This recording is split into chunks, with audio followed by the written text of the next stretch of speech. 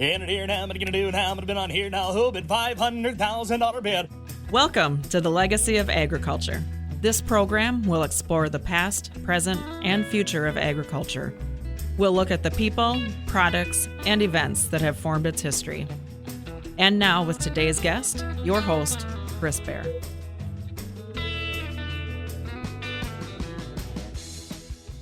Good morning, everybody, and thank you for joining us. My name is Chris Bair. I'm the host of the Legacy of Agriculture. We appreciate you for joining us. If you're not able to listen to it through WNX Radio, you can listen to us on Apple, Spotify, or on YouTube. You just go to the legacyofagriculture.com and you'll find our previously recorded radio shows. And I'm excited today to welcome a good friend and co-worker, Ben Tilberg from the Piper's Land Management team. Thank you for joining us, Tim. I know you're busy. You're clear up to your neck in work this time of year, and so I appreciate your time. Thanks, Chris. I appreciate you inviting me. Time is always is so valuable to all of us. Well, last week we had Dwight Hoffman from the Piper's Vice President of Land Management, and we had a great show. And so we're doing a two-part series about land management in the upper Midwest and talking about all the different types of land management. But before we dive into land management, Ben, you're a rock star when it comes to land management, and you've done a tremendous job. You're right in the center of Wisconsin, right? I am 5 miles from the geographical center of Wisconsin in a small town called Arpin. Most people don't know where Arpin is, so it's always easy to reference. If you stick your finger in the middle of Wisconsin, that's where I'm at. Nice. Very nice. And so how in the world did you come to Piper's, and how did you come to the land management team? Tell me a little bit about your background. Yeah, it's been an interesting journey. Really have been in agriculture or been surrounded by agriculture my whole entire life. And it's kind of one of those industries that follows you no matter where you go. And eventually you pretty much wind up doing something agricultural related because, that's what we know how to do. So yeah, I've worked some various positions. I was in the Army did some active time in the Army when I got out of high school, and then went into growing cranberries for a family business that I was involved with.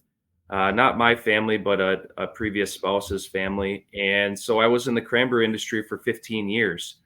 And that is an interesting field where you get to be involved in growing a perennial crop, which is a lot different than growing corn and soybeans, and then managing the supporting ground that surrounds cranberries, which a lot of times for every 1 acre of cranberries, there's 10 acres of supporting land, whether that be reservoirs, wooded acres, or other farmland.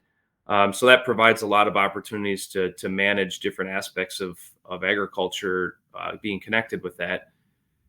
And then during my cranberry stint, I worked for a couple of beverage companies where I did crop research as a scientist, and also worked as a grower relations rep for the beverage company, buying cranberries directly from cranberry growers.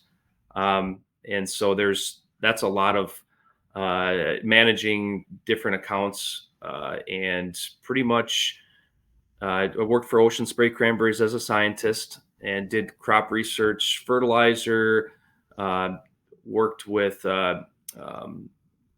IPM program, integrated pest management program. So worked a lot with scouting. And so, yeah, we had a really fulfilling career, and then had the opportunity to move into land management. Just happened to come across, my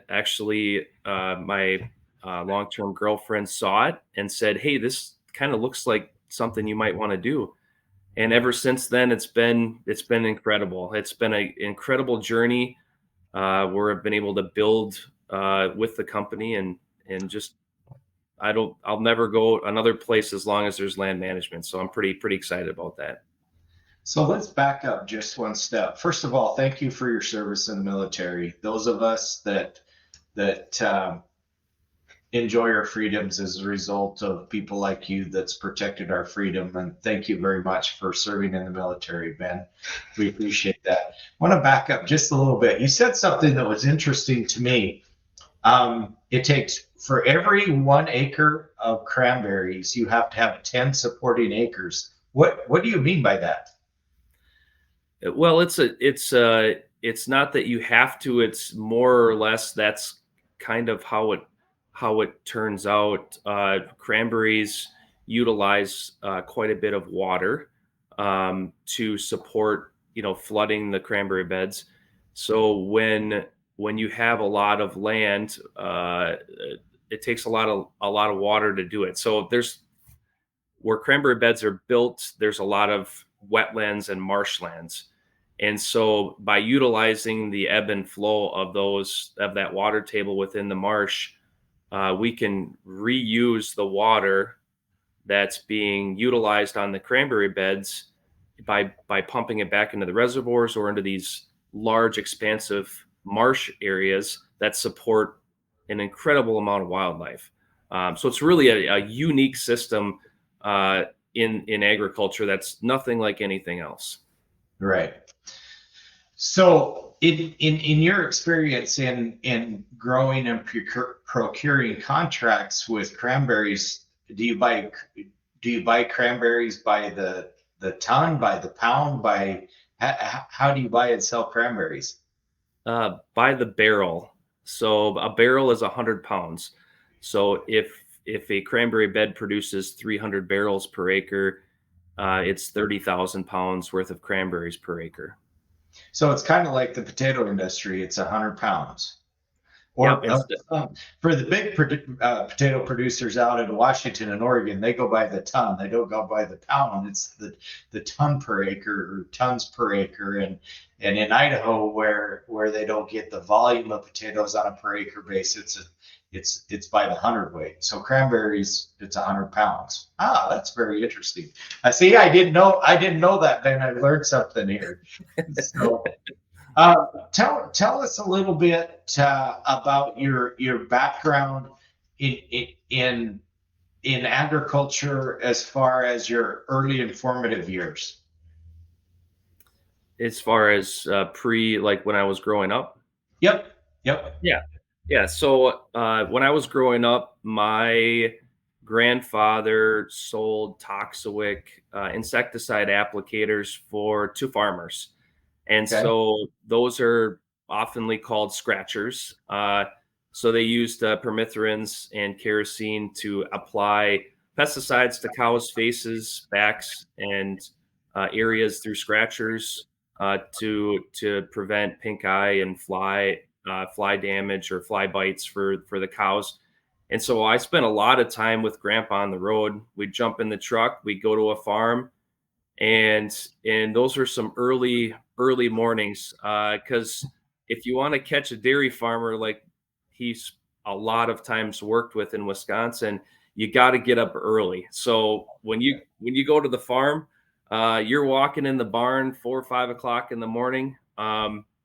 And a funny story about my grandpa, he was an incredible salesman, and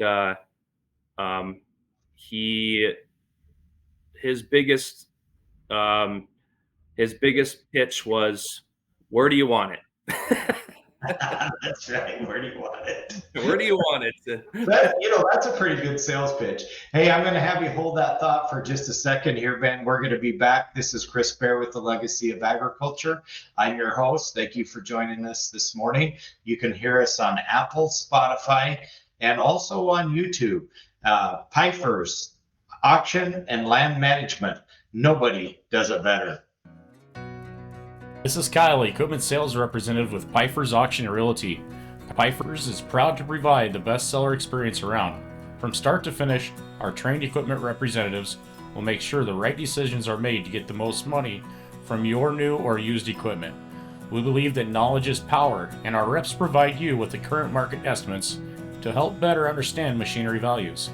If you want to sell machinery, then nobody does it better. Good morning, everybody. This is Chris Bair, your host of the Legacy of Agriculture. Thank you for joining us, and I appreciate Ben Tilberg from Central Wisconsin for joining us on the Legacy of Agriculture. A huge shout out to our sponsor, Pifer Auction and Realty, the good people at Pifer's. We appreciate them. For a complete listing of all of their spring 2024 real estate and equipment auctions, you'll want to go to pifers.com. That's PIFERS.com, or call us right here at the office, 605-836-2277.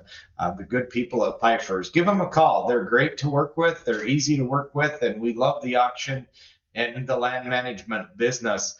Ben, we were talking in our first segment about you going out with your grandfather and helping sell really kind of veterinary supplies in a way to help manage cattle herds and flies in cattle herds.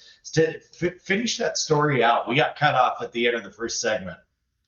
Yeah, so as we all know, dairy farmers get up early to milk cows, and so when I would go on the road with Grandpa, and on the road being, when I was 6, 7, 8 years old, I started going out on the road, is what he called it, with Grandpa. And the greatest part about going on the road with Grandpa is he's got snacks. So his grandma would always hook him up with these big containers of pretzels and Chex Mix. And so I always like that. But, we're talking 4 or 5 o'clock in the morning is when we would normally get out in the barn. So it's pretty early in the morning. Best time to catch a dairy farmer is what Grandpa always said, because if you catch them early enough in the morning, they haven't had enough things go wrong in the day for them to be in a bad mood. So they're always in a good mood in the morning. They probably haven't been kicked by a milk cow yet. Probably not, no. The people that work in the dairy industry, and I grew up on a farm as well, and the people that I knew in our local community and in our church that were dairymen, they were the most dependable, hardworking people on the face of this earth. And there's nothing that's more work than a dairy farm, unless you've got a whole barn full of pigs. That's pretty bad too. There's nothing glorious about either one of those occupations, but it's a lot of hard work, great way to raise a family, actually. So you're a hunter, and in our last Saturday's show with Dwight Hoffman, we got talking about all the different types of ag land to manage. And it was a really interesting show, because we talked about irrigated ground, we talked about non-irrigated ground, we talked about pasture land. But one of the things that really stuck out in my mind, Ben, as we were talking about it, was hunting land and managing hunting land. That's foreign to me, because where I grew up in Idaho, if we wanted to go hunting, there was enough public land that you loaded up the horses and whatever you wanted to sleep in overnight, and whether that was a camper or a tent or whatever it was, and you went hunting, and you didn't have to worry about finding public places, because we were right in the heart of the Rocky Mountains, and we hunted at 3,000 feet, and we hunted at 8,000 feet. And so there was plenty of room for everybody to go hunt big game hunting, particularly for deer and elk. But as I moved out into the Midwest, I noticed that hunters don't have the luxury that we did out in the Rocky Mountains and out in parts of the West. Tell us a little bit about managing hunting land, what you look for. How do you approach landowners about managing hunting land? Yeah, it's a pretty incredible thing. Wisconsin is up there as number 1 and number 2 in the United States as far as having the number of deer hunters in the United States. We really have a legacy. We have a tradition of hunting that has gone through, generations upon generations. Like many other states, Wisconsin's biggest landowner is the state of Wisconsin for Right. public land. Now when it comes down to private land, people are pretty sacred. People are pretty protective over their hunting on private land. And, when we manage properties for landowners, oftentimes in Wisconsin, when we talk about managing land in Wisconsin, we manage it mostly 40s to 200 or 300 acre parcels, as opposed to, out west where you're managing quarters and sections. Here in Wisconsin, we have a lot of trees. We have a lot of fields that are not square. They're oddly shaped. And oftentimes there's trees that you can hunt out of and a lot of forest that is being unutilized. So when it comes down to land management, I've got a few clients that do not hunt their properties and allow me to lease it out for hunting. And they used to just give someone permission to hunt on it and everyone was happy. That comes with a lot of challenges when you give permission to somebody with hunting, because then there's 4 or 5 people that ask, and then you forget who asked first. And then when it comes down to it, people bump into each other on a piece of property because they're in the best hunting spot. So it can get challenging. So leasing out your property, if you don't hunt, is a good way to get a little bit extra money for land that's not really being utilized. One of the things that was really interesting to me about hunting in the Midwest is Wisconsin a shotgun only for big game? You can hunt with a rifle. Yes. So any rifle, any shotgun only.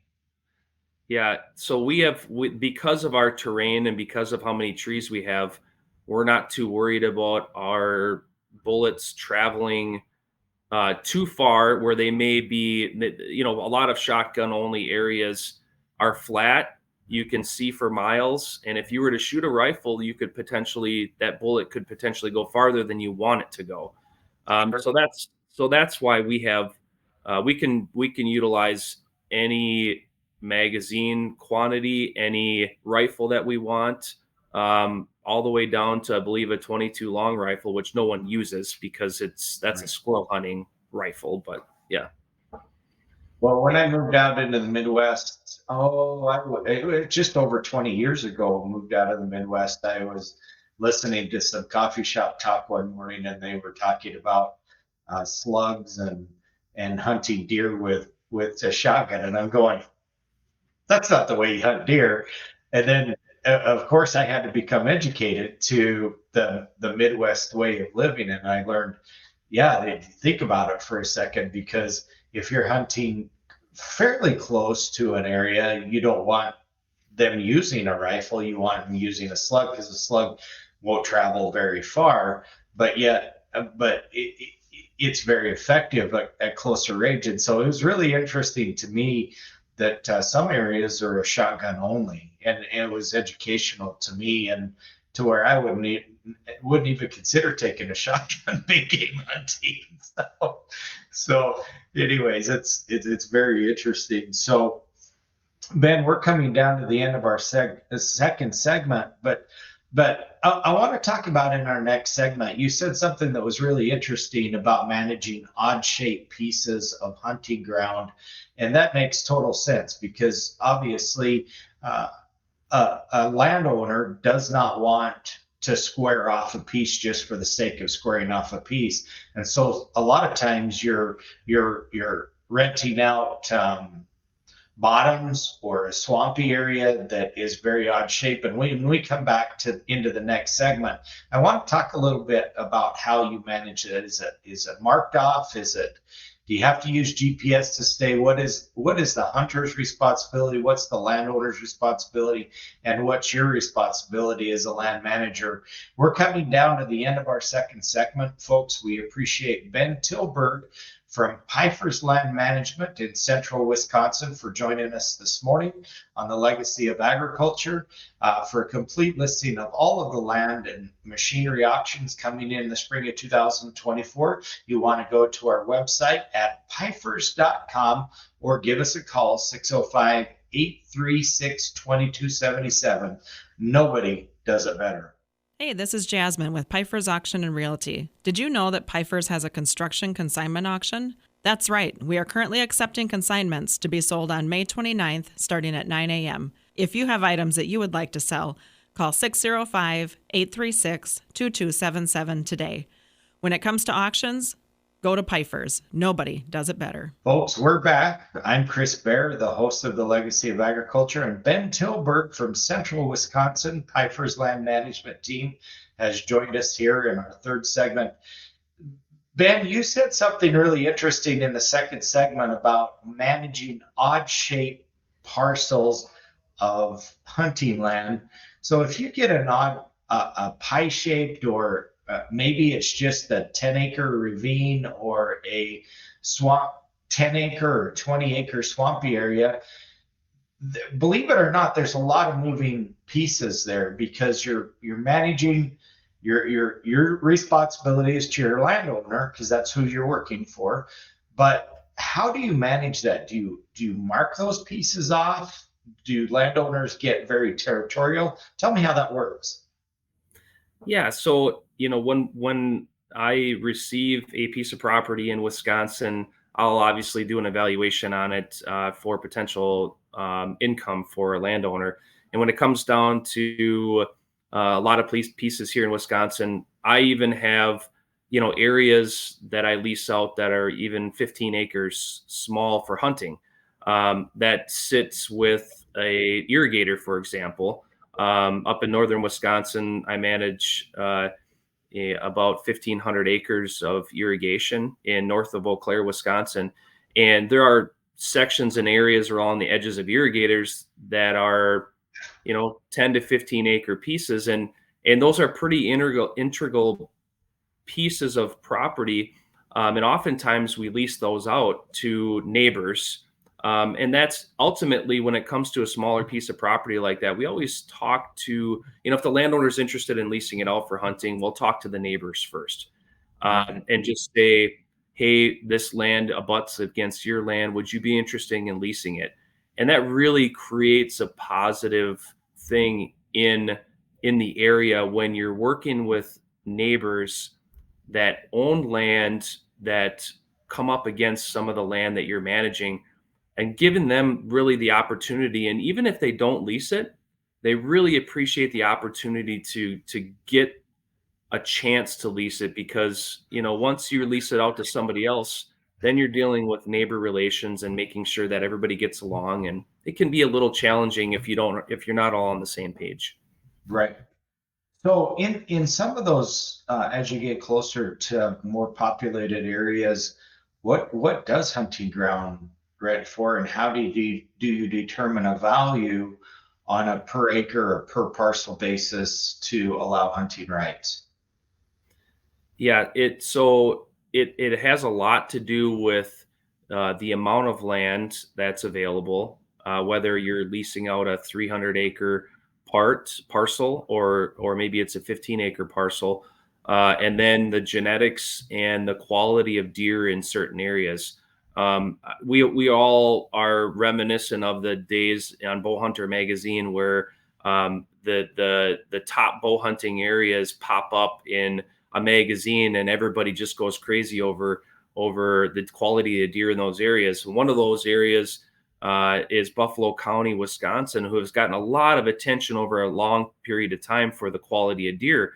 Well, there's a lot of other areas in Wisconsin that rival Buffalo County, but just nobody talks about it. So, and that's a good thing. And we call it, Ben, we call that no telling creek. Yeah, and my lips are sealed too, but in the same respect, I have land in some of those areas, and I have some great tenants, and really we try and keep the rents stable and reasonable, and then provide a good rental income for our landowners. Because once you start reaching that top echelon of hunting leases, you're really narrowing your focus on the hunters that you'll get. And I'm looking for a quality hunter that's going to take care of the land over someone that's going to pay an exorbitant amount of money and just come in and shoot whatever they want.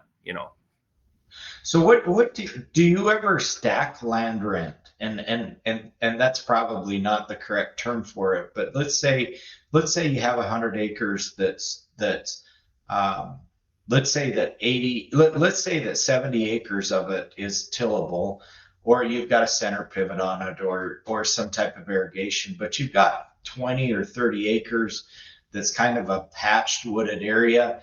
Can you reserve the rights for that tenant, or do you simply divide those areas out? How do you manage mixed land? Yes. So when we lease out farmland, we give the tenants exclusive rights to farm. When we and then so if you think about like the bundle of rights, right? So Yeah. we're separating out those rights. So we'll give the farmer the right to farm the land, and then we'll give the hunter the right to hunt the land. And even sometimes we often break it down into species of animal for hunting or by hunting season, depending on the landowner. I like to give exclusive hunting rights to my tenant and just say if it's in the regulations in Wisconsin and you legally can hunt it, you have exclusive rights to hunt this property, and that does include the farmland. So we have a special relationship with our deer hunter tenants and our farmland tenants. Whereas when there's crops out on the fields, the hunters respect the land. If they were to harvest a big game animal out in the crops, which they're allowed to hunt over, they'll take the path of least resistance out of that field back to where they can recover the animal. And so there's a great relationship there, and I think both of them work hand to hand in attracting deer and then providing a good hunting experience for our hunting tenants. Well, that's definitely to the advantage of the landowner, because I know that in some areas, big game can be very destructive to crops, and so it works really well for the tenant and the landowner to have maybe a hunting lease in place that borders wooded areas or a high traffic areas, as big game is migrating back and forth or wintering or whatever that might be. So that's a great way for to help a landowner to manage and really make his land more valuable to the tenant that is growing crops on that land. Yeah, So it's a great relationship. yeah. Coming down to the end of our third segment, folks, this is Chris Bair, your host of The Legacy of Agriculture. Ben Tilberg from Central Wisconsin is joining me here this morning. We appreciate Ben for taking time out of his busy schedule and having some good, heavy, brisk conversation about hunting and hunting rights and managing hunting land. Folks, we're going to be right back. This is Kyle, equipment sales representative with Pfeiffer's Auction and Realty. Pfeiffer's is proud to provide the best seller experience around.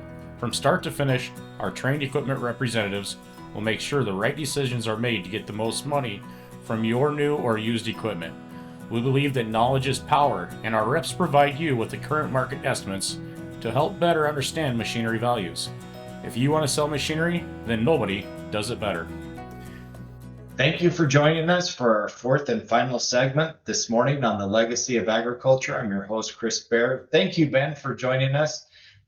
Time sure does go by fast when we're talking about things that are interesting and fun to talk about.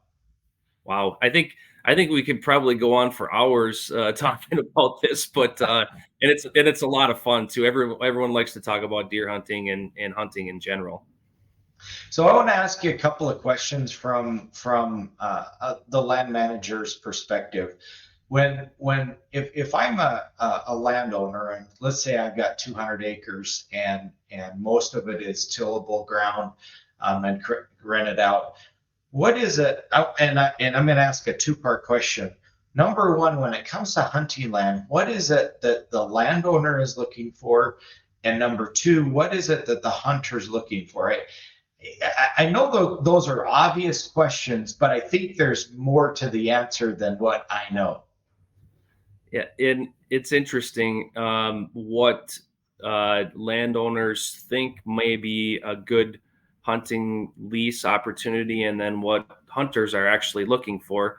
Because you got to have a few different things that I always look for, is food, water, and safety. Those are the three things that big game need in order to come to your property.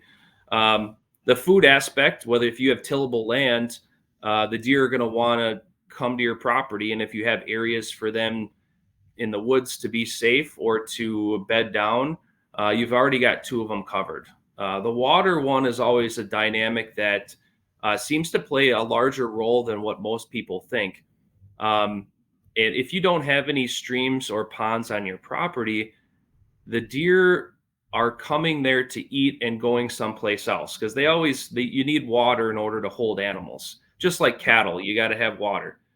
And so those are the three things that the hunting lessees or hunters are looking for is food, safety, and water. I tell a quick story here. I've had a tenant that leased a piece of property and from me here about 4 years ago. And the first 2 years, he was having some really nice animals come through, really nice bucks come through, but he could never get them to stay. And so this piece of property was about 3/4 of a mile to a mile away from a pretty good sized river. So, and there's a huge oak ridge on this property that the deer love to come and eat acorns on, but he could never get them to stay, and he could never get them to come in the daylight where he could actually harvest an animal. And so I sat down and, I always talk with my lessees, and we have some pretty good conversations. Okay, he's happy with the animals he's seeing, but he's not harvesting any of them. How can we change that? And a lot of times people don't think, well, what happens if we add water to the system? So I advised him to get a landscaping pond, that plastic pond, and put it in the ground and fill it up with water, a couple times once a week, probably about, a couple 55-gallon drums will fill it up. And that changed his entire world. All of a sudden, he had trophy bucks come in the daylight. He had bears coming and taking baths in his pond, which he'll send me videos or pictures of this bear literally sitting down and moving his head around like this. It's just unbelievable. And you should have put a recliner in there for the bears, right? It looked like he was sitting in a recliner. That's great. So, but no, it's changed. So the first 2 years he saw a lot of big bucks, never got a chance to harvest them. We got a water pond installed. The next 2 years he shot 2 Pope young bucks. And so just changing one thing allows a hunter to have a whole different view and be able to harvest a big game animal. So part of your job and part of the glory of consulting with you is that as a land management on the hunting side, you could go into a landowner and sit down with them and say, hey, if you want to change the face of hunting opportunities on your land, you'll walk through it with them, drone it, walk it, drive it, whatever you need to do to give good advice to improve the quality of the hunting land and the habitability of those animals. Is that right? That's one of my favorite things to do, is to go out on the property and walk the property with landowners or potential tenants. Right. And just observe the land, find hunting sign, find trails, find bedding areas, and just give some feedback more to the landowners. And then when you're out with the tenants, start that conversation on how important it is to have those three important dynamics. And then with the landowners, visit with them on the opportunity of maybe putting in a food plot.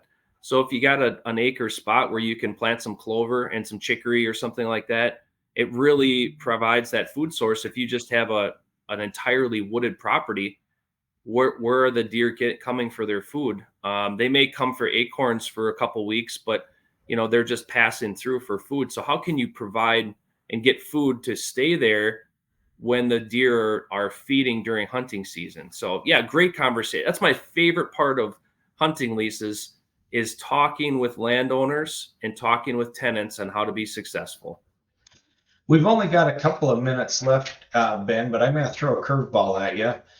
If there's a young man or a young woman that's sitting out there listening to these podcasts and says, man, that land management sounds really interesting, I'd really like to do that for a living, and they're 15 years old and they're in FFA or they're part of an agricultural organization, what advice would you give to that young person, that young man or that young woman that wants to get into land management, managing hunting land? What advice would you give them? What education would you send them to go get? And what advice would you give them?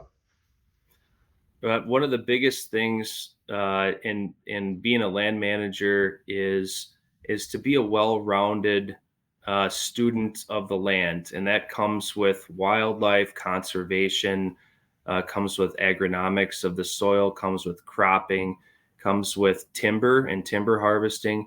Really, we're kind of a jack of all trades when it comes to agriculture. And so, taking every opportunity that you have in your life and applying it towards some aspect of land will give you the experience. Now, not all of us land managers come from an agronomy background, which is very interesting to me.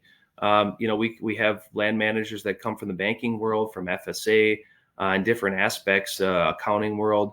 But we all have agricultural backgrounds. We've grown up on a farm. We understand what it takes.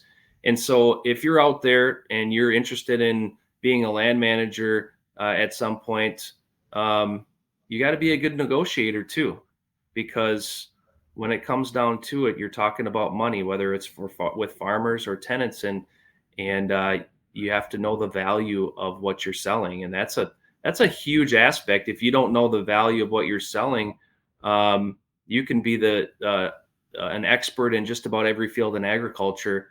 And if you don't know the value of it, that's going to be a tough one. Hey, Ben, we're just down to the last few seconds of the fourth segment of the Legacy of Agriculture.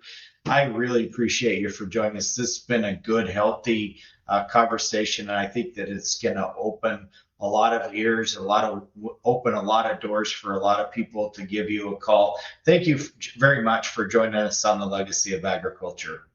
Thank you so much, Chris, for inviting me. I appreciate it. We hope you've enjoyed today's edition of The Legacy of Agriculture with Chris Bair, sponsored by Pifer's Auction, Realty, and Land Management. Call Pifer's at 605-836-2277.